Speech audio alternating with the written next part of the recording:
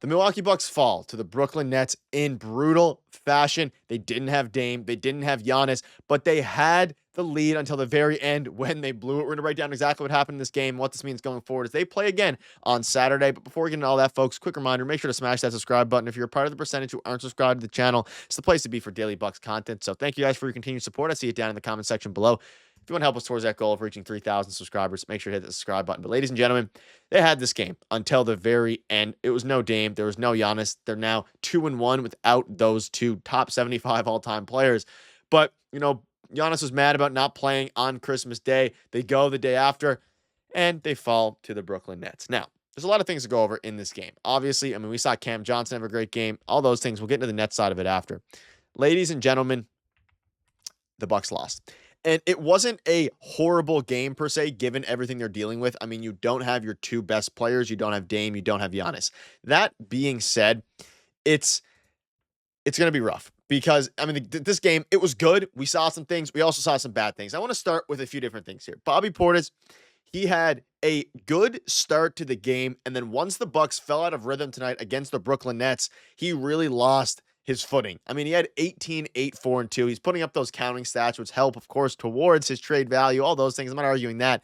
He had 4 turnovers tonight, and we saw the critical. He doubled and left Cam Johnson, one of the best three-point shooters in the league, wide open, and he obviously got an and 1 3. So, Bobby had a fine game. There is some times he was a minus 16. His defense is a liability. His defensive decision-making is a liability, but when he's in a proper structure, when the team is rolling, and again, it's hard to have one of those proper, it's hard to have the proper structure when you're without your two best players in Dame and Giannis. But when things were going well, when Chris Middleton wasn't turning over the ball, when he was composed and calm and composed, which was brief, but it was happening, Bobby played very well. But what happened this game, and I'll get into the positives in a minute. You think about, they were leading a lot of the game. In the fourth quarter, the Nets went on a massive run. And obviously, again, you're without Dame, you're without Giannis. Going 2-1, will you complain about that too much? Not really. Brook Lopez had a great game. Shout out to him. Really solid game. 20 points, 7 rebounds, 8 for 12. He always seems to step up in the absence of others. And even Gary Trent Jr., he had a great game as well. He was doing everything out there, very solid. Taurean Prince finally started to get back and look like he was earlier on in the season. Again, he's been relegated to the bench now since he's returning from his illness, and he has not been the same player at all. There was a point here where he was one of the Bucks, if not the Bucks' most important player outside of Dame and Giannis, and then now he's starting to fall out of, not the rotation necessarily, but he's starting to fall out of what he was doing before. That being said, you look at his stats. Again, 9 points, 3 for 9 from the field, 3 from 6 from 3. Nice bounce back game. He looked really solid. I love it. It was fine. And we've got to take some of the positives out of this game.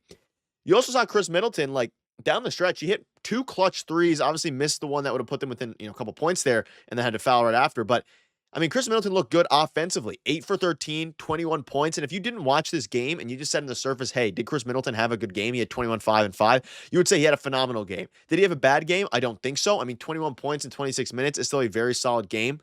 But it's very clear that it's either rust, it's either him not, at this point, again, he doesn't have a lot of his starting rotation right now with him. So he is forcing a lot of passes. He's very, very loose with the ball, meaning that, we saw the Brooklyn defenders tonight, on-ball steals, everything. He was not taking care of the ball well enough. He had 7 turnovers, and I've been praising Chris Middleton for how good he has been facilitating, especially with that second unit, and just facilitating in general, and his playmaking, and how it's been very good, elevated this year.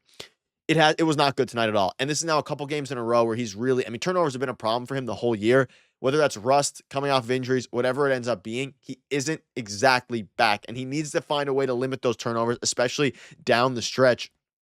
But, the turnovers are a big problem. And the first half, the team was looking great. Brook only shot 1 for 4 in the second half, which isn't phenomenal. Brook was obviously taking over in the first half, had 17 or 18 points. But as you start to look now into how you can win without, Dame and Giannis, it's really a matter of everybody else stepping up. AJ Green had a fine game. Gary Trent Jr., very solid game. Gary Trent Jr. is giving you 20, 25 minutes a game. Once Dame and Giannis come back, this team's looking very good. You'd assume they'd start, Dame, Chris Middleton, Giannis, and then whoever else, Brook Lopez, and, put whoever you want in there, whether it's Taurean Prince, whether it's, Andre Jackson Jr. DeLon Wright didn't have a great game tonight at all. He had 0 points, but he didn't, it was on kind of Doc and DeLon, both of them there a little bit. They let the game get out of hand. They let the rhythm completely switch into the direction of the Brooklyn Nets, because there was a while there where the Nets were looking out of it. We thought the Bucks were going to win even in the fourth quarter, early in the fourth. And then at the 9-minute mark, they just went on an absolute tear. Ultimately, they lost. Or the Brooklyn Nets won, sorry, and the Bucks lost. But like, as you look at some of the players who played elevator roles again, Andre Jackson Jr., he's going to continue to do what he does, give you some boards, give you some assists, give you some great perimeter defense. Same with AJ Green, great three-point shooting, solid perimeter defense. Ryan Rollins tonight was interesting to me. Again, he's playing a much elevated role, way out of his comfort zone, I should say. But like, I mean, at the end of the day, Ryan Rollins is he's not going to play a ton once Dame and Giannis are back, in the sense of 20, 30 minutes a game. I do think that Ryan Rollins would probably be the backup point guard to a degree after, of course, the return of those guys. And there's a lot of fans out there calling for him to replace Delon Wright, which I think he will. He did have 4 turnovers. I like some of the aggressiveness I saw from him. I want to keep seeing him shoot the ball and things like that. But at the same time, you need to be able to actually, perform out there. I don't think Ryan Rollins had a bad game. But one thing I do want to note was the defense tonight. Very lazy. And they don't have great defensive personnel necessarily. I mean, Andre Jackson Jr. is a capable, very solid defender. Ryan Rollins, capable defender. AJ Green, very solid defender so far. Gary Trent Jr. supposedly is supposed to be a good defender as well. And the reffing as well. We had Mark Davis, one of the worst refs in the league. And I mean, there's a lot of different. You can talk about the foul at the end of the first half. You can talk about a bunch of different things. But at the end of the day, the defense does also need to be better. Now, whether that's Bobby Portis, he's playing 35 minutes a game, and Bobby Portis is a bad defender. So whether that's his fault, whether that's whoever you want to blame, the defense needs to be better. And in a game where you don't have your 2 best players, the only way you're going to win is either by someone really stepping up, which no one really did tonight, Brook Lopez in the first half, or your defense, a collective effort where your defense is playing very well. You have everybody contributing. You had Gary Trent Jr. tonight contribute. You had AJ give you 8 points. You had Brook Lopez and Chris Middleton on the offensive end, and even Bobby Portis play well. The defense wasn't there.